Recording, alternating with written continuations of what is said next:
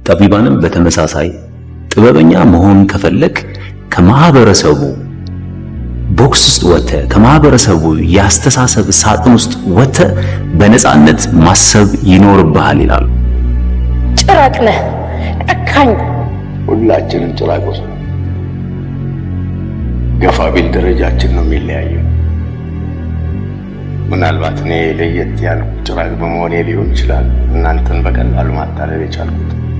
አየህ ህይወት እንዲህ ናት። አንዳንዴ ስትጠምብህ መጥፎ አጣብቂኝ ውስጥ ከታለች። ያን ጊዜ ከሁለቱ መጥፎዎች መካከል አንዱን መጥፎ መምረጥ ይኖርብሃል። ሁለቱም ያማሉ፣ ግን የተሻለውን ህመም ትመርጣለህ። ከዛ በኋላ ቀና ብለህ ደረትህን ነፍተህ ኑሮህን ወደፊት ትቀጥላለህ እንጂ ወደ ኋላ ተመልሰህ የተበላሸውን አታርም።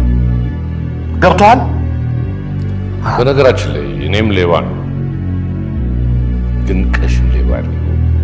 ለሰርግ የሚሆን ጥሬ ስጋ ቢያስፈልገኝ ከልኳንዳ ቤት አይደለም ሰርቀው፣ ለልኳንዳ ቤቶች ስጋ ከሚያከፋፍለው ከዋናው ከቄራ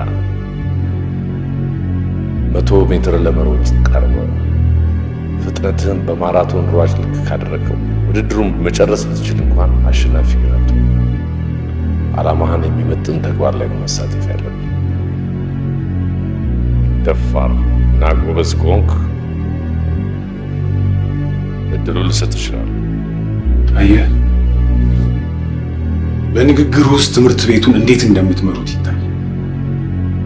ስለማታውቁት ተማሪ ነው ኃላፊነት የምትወስዱት። ገዳዩም ተገዳዩም ሌባውም ተሰራቂውም የሚወጣው ከዚሁ ነው። ይህንን ኃይል በስርዓት ነው። ነገ መክሊቱን እንዲያይ ካላደረግከው ዞሮ አንተ ላይ ንቃ። አረፈደ ግን ይረፍዳል። የማሸነፊያ ጦርነት ፈጽሞ ለማሸነፍ የራስ ጥንካሬ ብቻ በቂ አይደለም። ጠላትን ማወቅ ይጠይቃል። ጠላቴን ፊት ለፊት አግኝቼዋለሁ። ለትልቁ ድል ጥቃቅን ድሎችን ለጠላት መተውን ያስተምራል። ቼክ ፈጽሜ ለማሸነፍ የዚህን ሰው ማንነት ማወቅ አለብኝ። ጥያቄ ልጠይቅሽ። ሰዎች ስራ የሚሰሩት ገንዘብ ለማግኘት ብቻ ይመስልሻል? ታዲያ ለምን ሊሆን ይችላል? ለገንዘብ ብቻ አይደለም። ሁሉም ሰው የራሱ የሆነ መንስኤ አለው።